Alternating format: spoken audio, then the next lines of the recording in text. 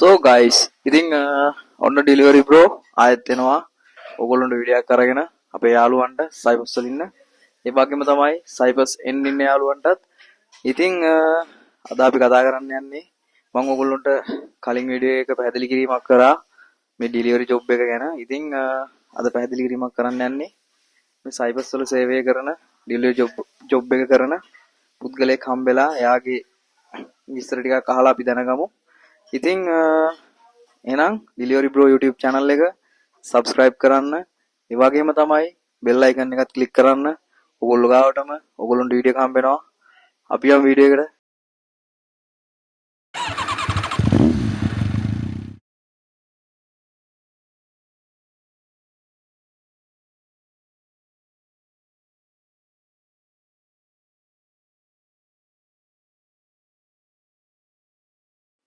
Right ඉතින් මම කලින් ඔයගොල්ලන්ට වීඩියෝ එකක් කරලා තියෙනවා මේ ඩිලිවරි ජොබ් එක ගැන. ඉතින් මගේ යාළුවෙක් ඉන්නවා ඉතින් මේ ඩිලිවරි ජොබ් එකත් එක්ක ගැටෙන කෙනෙක්. ඒ කියන්නේ සේවය කරන ඩිලිවරි ජොබ් එකත් එක්ක හැමදාම ඉන්න කෙනෙක්. ඉතින් අපි එයාගෙන් අහලා බලමු කොහොමද මේ ජොබ් එක ගැන කියලා. ඉතින් ඇත්තටම රොෂාන් මගේ යාළුවා අද මම හම්බෙන්න ආවා. ඇත්තටම සතුටුයි. මම කියන්න ඕනේ හැමදේරම කලින් මගේ යාළුවාගේ මගේ රොෂාන් ඇත්තටම මගේ යාළුවෙක්. අපි දැන් එකට සයිප්‍රස් වලට ආවේ. ඩිලිවරි බ්ලොග් කියන YouTube channel එක කරගෙන යනවා මගේ යාළුවා. දිනින් දින ජය වෙන්න ඕනේ. දිනින් දින ඉදිරියට යන්න ඕනේ. හොඳ කොල්ලෙක්. ඒ channel එකට පොඩි සපෝට් එකක් දෙන්න කියලා සියලු දෙනාගෙන්ම හැම යාළුවෙක්ගෙම ඉල්ලනවා. ඇත්තම මගේ රොෂාන් මගෙන් ඇහුවේ මගේ යාළුවා මගෙන් ඇහුවේ සයිප්‍රස් වල තියෙන ඩෙලිවරි ජොබ් එක කොහොමද කියලා. ඒතකොට රොෂාන් ඒ ගැන උත්තරයක් කෙලින් දෙන්න බෑ. සයිප්‍රස් වල තියෙන ඩෙලිවරි ජොබ් ගොඩක්. ඒ කියන්නේ මම වැඩ කරන්නේ මැක්ඩොනල්ඩ් කම්පැනි අපේ ජොබ් එක වෙනස්. මම කරන්නේ ඩෙලිවරි ජොබ් එක. ඊට පස්සේ වෝල්ට්, ෆූඩි, බෝල්ට් කියන කම්පැනි ගොඩක් තියෙනවා. එයාලා කරන ජොබ් එක, එයාලගේ සැලරීස්, එයාලගේ වැඩ කරන කාල සීමා, ඒ කියන්නේ shift එක වෙනස්. ඇත්තටම රොෂාන් මගෙන් ඇහුවේ ඩිලිවරි ජොබ් එක ගැනනේ. ඇත්තටම රොෂාන් ලංකාවේ අපි වැඩ කරලා පිට රටකට එන්නේ මහමුදෙන් ඈතර වෙලා ලොකු බලාපොරොත්තු ගොඩක් ඔළුවේ තියාගෙන. ඒ කියන්නේ ජීවිතේ කොහොමද ගොඩනගාගන්නේ? අපි මැච් එකක් ගහගෙන කොහොමද ජීවත් වෙන්නේ?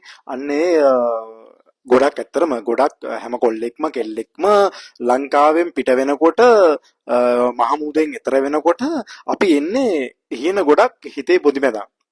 අන්නේ හීන පොදි බෙදන් එන කොල්ලෙක්ට හෝ කෙල්ලෙක්ට සයිප්‍රසිය තුළ ඇවිල්ලා ඩෙලිවරි ජොබ් එක කියන කැටගරිය තුළ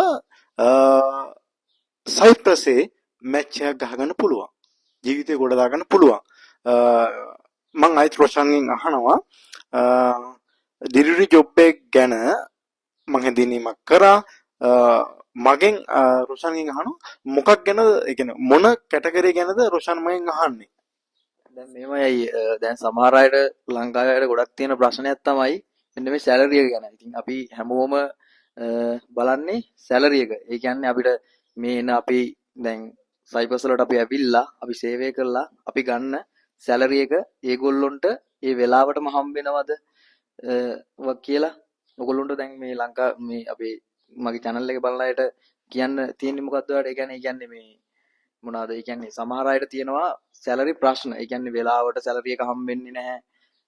අන්න ඒ අතින් ගත්තාම ඔයාගේ ජොබ් එකත් එක්ක ඔයාට මොනවාද ඒ ගැන ඔයාලට කියන්න තියෙන්නේ? රොෂාන් ඇත්තරම ඩෙලිවරි ජොබ් එකකට අපි සයිප්‍රස් වෙන මම කතා කරන්නේ. සයිප්‍රස් වල ආවම ඇත්තරම අපි වැඩ කරන මැක්ඩොනල්ඩ් කම්පැනිනේ. එතකොට අපිට ගෙවන්නේ පැය ගානට. එතකොට දැන් මෙහි තියෙනවා වෝල්ට්, බෝල්ට්, පූඩි. ඒතර පූඩි කියන්නේ සයිප්‍රස් කම්පැනිය. පූඩි වලටත් අපේ මැක්ඩොනල්ඩ් එක වගේම මෙහි තියෙනවා ටයිම් එක. ඒ කියන්නේ යාලා වැඩට එන්නේ කීයටද, වැඩට යන්නේ කීයටද ටයිම් ටේබල් එක හදලා තියෙන්නේ. ඒතර වෝල්ට් කියන කම්පැනියට එහෙම ටයිම් එකක් නැහැ. එයාලට උදේ 6ට ආවොත් රෑ 9ට, උදේ පාන්දර 1ට ආවොත් ඊට පස්සේ පාන්දර 1ට එහෙම ඔෆෙන් ටයිම් එකක් තියෙනවා. ඊට පස්සේ දැන් මෙහි ගෙවනවා වෙන කම්පැනි වල ගෙවනවා පැයකට ගණන්. දැන් අපිට ගෙවන්නේ පැයකට සැරඩි. අපිට අපි කරන වැඩ උදේට ගිහිල්ලා අපි ෂිෆ්ට් එක පටන් ගත්තාම හවස අපේ වැඩකට ඉවර වෙනකන් අපේ තියෙන ඒ දවසේ පැය ගාන අපිට මේ සල්ලි වලින් යූරෝ වලින් අපිට ගෙවනවා. ඊට පස්සේ අනිත් සයිප්‍රස් වල තියෙන තවත් අපි ඔය වෝල්ට් වගේ අපි උදාහරණයක් ගමුකෝ. එයාලට එහෙම ගෙවන්නේ නැහැ. එයාලට යන ඕඩරෙන් පර්සන්ටේජ් එකක් තමයි පඩි විතර ගෙවන්නේ. එතකොට ඒක වෙනස් වෙනවා. ඒ කියන්නේ මේ අපි ඩෙලිවරි ජොබ් එක ගැන ගත්තම අපි සයිප්‍රස් වල තියෙන ඩෙලිවරි ජොබ් එක ගැන කතා කරාම මැක්ඩොනල්ඩ්, KFC තියෙනවා, පීසා හට් තියෙනවා, වෝල්ට් තියෙනවා, පූඩි තියෙනවා, බෝල්ට් තියෙනවා. ඒ අතර රොෂාන් මේ ඒ ඇරට ගෙවන සැලරි එක වෙනස් වෙනවා. ඒ කියන්නේ යම් කිසි ෂිෆ්ට් එකක් යම් කිසි කාල සටහනක් දීලා සතියකට සඳුදා නම් සඳුදා මේ වෙලාවට පටන් ගන්නවා, මේ වෙලාවට ඉවර කරනවා, අඟහරුවාද මේ වෙලාවට පටන් ගන්නවා, මේ වෙලාවට ඉවර කරනවා, මේ පැයට ඔයාලට මේ යූරෝ ගන්න මේ විදිහට ගෙවනවා, අපි පැයට මේ විදිහට ඔයාලට ගෙවනවා කියලා යම් කිසි කම්පැනි තියෙනවා. අනික් කම්පැනි ඔයා යන ඕඩරෙන් ඔයාට යම් කිසි පර්සන්ටේජ් එකක් දෙනවා. ඔයා දවසට යූරෝ 100ක වැඩ කරොත් යූරෝ 30ක පර්සන්ටේජ් එකක් ඔයාට ගෙවනවා. එහෙම වෙනස් වෙනවා රොෂාන්. ඒක තමයි අතන සයිප්‍රස් වල තියෙන කැටගරි දෙක ඩෙලිවරි ජොබ් එක ගැන. හරි. ඔයා දැන් පැහැදිලි කිරීමක් කරානේ මම අහපු දේ සම්බන්ධව. ඉතින් තව ප්‍රශ්න තියෙනවා. ඉතින් අපි මේ දැන් ලංකාවේ අය ජොබ් එකක් හොයනකොට මේ හැම දෙයක්ම ගැන බලනවා. සැලරි එක විතරක් නෙමේ. එතකොට දැන් මේ අපිට මේ ඇවිල්ලා සේවය කරගෙන යන්න පුළුවන්ද? කට්ට තියනවද කියලා. ඉතින් මේ තියෙනවා සීත කාලේ තියෙනවා, රස්න කාලේ තියෙනවා. එතකොට ඒ රස්නේ කාලේ සීත කාලෙත් එක්ක වැඩ කරනකොට ඔයාගේ අත්දැකීම කොහොමද කියලා අපිට පොඩ්ඩක් පැහැදිලි කරලා කියන්න පුළුවන්ද? ඇත්තටම රොෂාන් ඒ ගැන කතා කරන්න ඕනි ගැඹුරුව. මගේ මිත්‍රයා රොෂාන් අහලා තිබින්ගිරියේ මම නුවර. අපි ශ්‍රී ලංකාවේ රොෂාන් ඇත්තරම අපි කතා කරොත් එහෙම අර වින්ටර් එකක් සමර් එකක් කියලා දෙයක් නැහැ. ඔය පිළිගන්නවනේ. එතකොට සීතල වැඩිම වුණොත් ඔය පොඩ්ඩක් වැඩි වෙවුනන ගානට ඊට පස්සේ රස්නේ වැඩිම වුණොත් සෙල්සියස් අංශක 37ට 30ට යයි.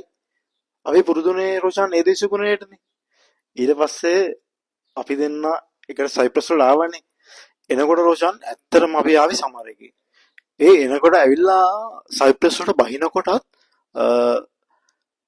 හීට් එක මං හිතන්නේ ඒ දවස්වල තිබි 47ට. හිතා ගන්න බැරුණා රොෂාන් මට නම් ඇත්තටම ඇවිල්ලා බහිනකොටම නිකන් අර ඒක ගැන කියන්න බෑ. ඇත්තම රස්නේ. එතකොට ඊට මාස 3-4ක් අපි වැඩ කරනකොට ආව වින්ටර් එක -1ට වගේ අපේ දේශගුණය වැඩි වෙලා සීතලක් ආවා රොෂාන්. ඒක අපිට ඇත්තටම අත්දැකීම ඒ විදිහට නෑ. ඇත්තටම මම ආවේ රොෂාන් මුල්ම වතාවට ලංකාවෙන් පිට රටකට මගේ පළවෙනි සංචාරය තමයි ගමන තමයි මම ජොබ් එකක් කරන්න පිටරකට ආපු ගැන ඇත්තටම මට අත්දැකීමක් නෑ. ඇත්තටම රොෂාන් එතකොට ඒක ලොකු අත්දැකීමක් නෑ අනිත් එළිය වැඩ කරන ජොබ් කැටගරි වලට. ඇත්තටම රොෂාන් අපි කරන්නේ ඩෙලිවරි ජොබ් එකනේ. අපිට සමර් එකේ හීට් එක සෙල්සියස් අංශක 60ට ගියත් අපිට ජොබ් එක නැතුව කරන්න බෑ. අපිට රස්නේ වැඩි කියලා ඉන්න බෑ රොෂාන්. අපි සෙල්සියස් අංශක 55ට 57ට ඒ දවස්වල යනකොට අපි ඒ විදිහට ලෑස්ති වෙලා අපි වැඩ කරා. අපිට අලුත් අත්දැකීමක් ඒක. අපි කවදාත් එහෙම සෙල්සියස් අංශක 57ට ලංකාවේ වැඩ කරලා නැහැ. සාමාන්‍ය ඒ දවස්වල අපි නිවාඩු දාලා ගෙදර ඉඳි ලංකාවේ ඉදි. ඇත්තටම රොෂාන් අපි මෙහි ඇවිල්ලා වැඩ කරා. එතකොට ඒ අත්දැකීම ඇත්තටම අලුත්ම අත්දැකීමක් රොෂාන්. ජීවිතේ හැඩ ගහගන්න අපිට ජීවිතේ හදාගන්න අපේ ජීවිතේ අරමුණු අපිට එනවා. එතකොට අපි එහෙම වැඩ කරද්දි රොෂාන් අපිට දැනෙනවා අපි මොකද්ද මේ කරන්නේ, මේක රස්නේ අපි මේ දෙක කරන්න ඕනි කියන ගට් එක අපේ ඇඟට එනවා රොෂාන්. ඊට පස්සේ කොහොම අපි වැඩ කරගෙන යනකොට තව මාස දෙක තුනකින් අපිට වින්ටර් එක රොෂාන්. අපි ලංකාවේ කවදා රොෂාන් ඇත්තටම මම නම් ඒ විදිහට ඉඳලා නැහැ. මූණ වහගෙන ඇස් වහගෙන මුළු ඇඟටම ජර්සිය දාගෙන රේන් කෝට් දාගෙන අත් දෙක ග්ලව්ස් වලින් වහගෙන කකුල් දෙකේ දනිස් ළඟට මේස් දාගෙන තේරුණාද? අපි කලිසම් දෙකක් ඇඳන රොෂාන්. ඒ අත්දැකීම මට ලැබිලා නැහැ. ඒ කියන්නේ රොෂාන් ඔයා හිතන්න මයිනස් එකේ හිටක බැහැලා තියෙනකොට පාන්දර එකට අපි ඕඩරයක් අරගෙන යනකොට ඒ අත්දැකීම මට කියාගන්න තේරෙන්නේ නෑ රොෂාන්. ඇත්තටම ඇඬුණා. මගේ සයිප්‍රස් වලට ඇවිල්ලා මං ගෙව්වේ පළවෙනි වින්ටර් එක දැන් නිමා වුණා. නිමා වුණා කියන්නේ නිමා වීගෙන දැන් යනවා. අවසාන අදිරේ තියෙන්නේ. ඇත්තටම රොෂාන් මේ රෑ වැඩ කරලා පාන්දර එකට රොෂාන් අපි පාරේ වැඩ කරනකොට ඇත්තටම රොෂාන් මෙහෙමයි. බිල්ඩින් එක ඇතුලේ වැඩ කරන කෙනෙකුට හීට් එක වැඩි නම් AC එක තියෙනවා. සීතල වැඩි නම් හීටර් එක තියෙනවා. කිසි ප්‍රශ්නයක් නැහැ. අපි රොෂාන් ඔය ඇවිල්ලා තින්නේ ඔය හැමදේටම මුණ දෙන්න. අපි හීට් එකටත් සීතලටත් ඒ හැම දෙයකටම අපි එළියේ ඉන්නේ රොෂාන්. අපි ඉන්නේ ෆීල්ඩ් එකේ. ෆීල්ඩ් එකේ වැඩ කරද්දී ලැබෙන බාධක ගොඩක් වැඩි. ගොඩක් ඇඟට දැනෙනවා. ඇත්තටම කියනවා ඇස් දෙකට කඳුල ඇඬෙනවා රොෂාන්. මට ඇත්තටම මගේ පළවෙනි අත්දැකීම රොෂාන් අපි මේ ඇවිල්ලා පළවෙනි වින්ටර් එකේ අපි වැඩ කරා. මට මතකයි දැන් මාස එකමාරකට කලින් සීතල -1යි. පාන්දර 12:45යි. මං එළියේ වැඩ කරනවා. මගේ බයික් එක අරගෙන මම ආව ඕඩරයක් අරගෙන මම යනවා. කස්ටමර්ස්ට මගේ කෑම ටික කස්ටමර්ස්ට දීලා එන්න. මට ඇඬුණා රොෂාන්. මට මොකද්ද මේ වෙන්නේ කියලා මට හිතුණා. මට ඒක දරා ගන්න බැරි තත්ත්වයක් වුණා. ඇත්තටම ජීවිතේ කටුකයි රොෂාන්. ජීවිතේ කටුකයි, ජීවිතේ සුන්දරයි. අපි යම්කිසි දෙයක් ගන්න එනවා නම්, අපේ ජීවිතේ ගොඩදා ගන්න එනවා නම්, අපි කට්ට කියන දේ රොෂාන් ඒ විදිහට අපේ ජීවිතේට ගන්න ඕනි. ඒ කියන්නේ දුක, සතුට ඒ හැමදේම විඳ දරා ගන්න ඕනි. අපි ජීවිතේ මධ්‍යම ප්‍රතිඵල බලන්න ඕනි. මම කියන රොෂාන් අන්තිමට මෙහෙමයි.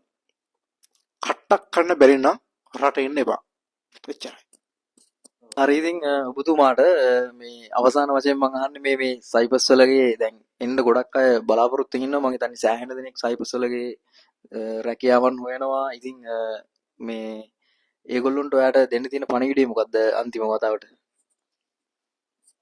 අතරම රොෂාන් ලංකාවේ කොල්ල කෙල්ල ගොඩක් අපි ජොබ් හොයනකොට ජපාන්, කොරියා, සයිප්‍රස් ප්‍රධාන වශයෙන් සයිප්‍රස් ඔය වගේ ජොබ් හොයනවා. ඒ කියන්නේ එක්සෑම් කරලා කොරියා යන්න, එක්සෑම් කරලා ජපාන් යන්න, ඊට පස්සේ හොඳ ජොබ් එකක් කරලා හොඳ ප්‍රජාතන්ත්‍රවාදී රටක ජීවත් වෙනවා, හොඳ නිදහස ජීවත් වෙන්න නම් සයිප්‍රස් යන්න.